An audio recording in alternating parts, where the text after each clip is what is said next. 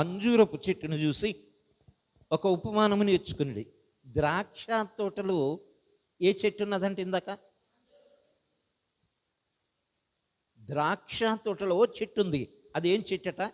అంజూరపు చెట్టు. ఆ చెట్టు సంగతి కనుక పరిశీలిస్తే ఆ చెట్టును వ్యవసాయకుడు అనగా తోటమాలి చక్కగా దానికి చేయదగినంత పని చేస్తూ ఉన్నాడు. కానీ అది కాయటం లేదు. యజమాని వచ్చన్నాడు, ఆ చెట్టును నరికేయ్యా అన్నాడు. నీకు చెప్పేస్తూ ఉన్నాను అక్కడ లూకాసు సువార్తలోది. ఆ నరికేయ్య అన్నాడు. నరికేయమంటే ఆయన అంటున్నాడు, అయ్యా ఈ సంవత్సరం కూడా చూస్తానయ్యా అంటూ ఉన్నాడు. ఈ సంవత్సరం కూడా చూస్తానయ్యా, నేను చాలా ప్రయాసపడుతున్నాను, ఎలాగైనా కాస్తదని చూస్తున్నాను కనుక దయచేసి నా కొరకై ఇంకోసారి నువ్వు ఎంతకాలం కష్టపడతావు? అలాగా ఎంతకాలం కష్టపడతావు? అదేం మోసం చేస్తుందే తప్ప కాయలు కాయట్లేదు కదా, ఎందుకు దాన్ని ఉంచుతావు అన్నట్లయితే ఈయన అంటున్నాడు, అయ్యా నేను కష్టపడుతూ ఉన్నాను.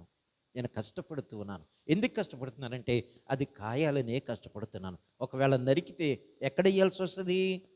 అగ్నిలో వేయవలసి వస్తుంది, కాల్చివేయబడ వస్తుంది. కనుక నేను దానికి సహించట్లేదు. ఎందుకంటే నేను దాన్ని పెంచి పెద్ద చేశాను గనక అది కాస్తదని ఎదురు చూస్తూ ఉన్నాను.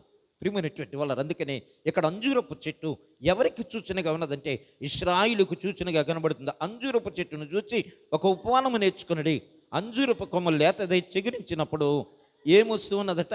వసంతకాలము సమీపముగా ఉన్నదని మీకు తెలియను. ప్రియమైనటువంటి వాళ్ళు అంటున్నాడు, ఇశ్రాయిలు దేనికి అనగా, ఈ అంజూరపు చెట్టు దేనికి అనగా ఇశ్రాయిలీలకు సూచనగా కనబడుతుంది.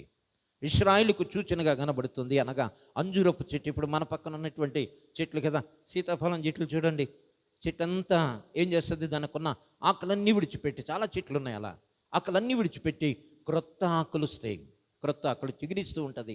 అంటే దీనిని ఏమని పిలుస్తారంటే వసంతకాలము, చిగురించేటువంటి కాలం. ప్రియులారా, విశ్వాసి దేవుడు లేడనుకుంటూ జీవితకాలం వెళ్ళిపోవటానికి వీల్లేదు. వాక్యము చెప్పబడుతున్నప్పుడు, వాక్యము విత్తబడుతున్నప్పుడు, నీరు వేయబడుతూ ఉన్నప్పుడు అది ఏమవ్వాలని చెప్పాను? ఫస్ట్లోనే చెప్పాను.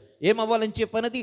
చిగుర్చాలి, వృద్ధి చెందాలి, చిగుర్చాలి. ఎస్, సంఘము చిగురుస్తూ ఉండాలి. ఆకు వెంబడి ఆకు వేస్తూ ఉండాలి, ఆకు వెంబడి ఆకు వేస్తూ ఉండాలి. అప్పుడు ఎలాగుంటుందంటే ఎంతో సంతోషాన్ని ఇస్తుంది. ఎస్, నా శ్రమ యజమాని చూసినప్పుడు అంటాడు, అబ్బా నీవింత కష్టపడ్డావు గనక అది ఫలములనిస్తుంది, అది ఫలములిస్తుంది. ప్రియమైనటువంటి దేవుని పిల్లారా, మనందరము కూడా ఫలములనిచ్చేటువంటి చెట్ల వల్లే మనం మాత్రమే కాదు, ఇంకా మన పిల్లలు రావాలి, యవనస్తులు రావాలి. అనేక మంది ఏ కుటుంబం అయితే రాలేకపోతుందో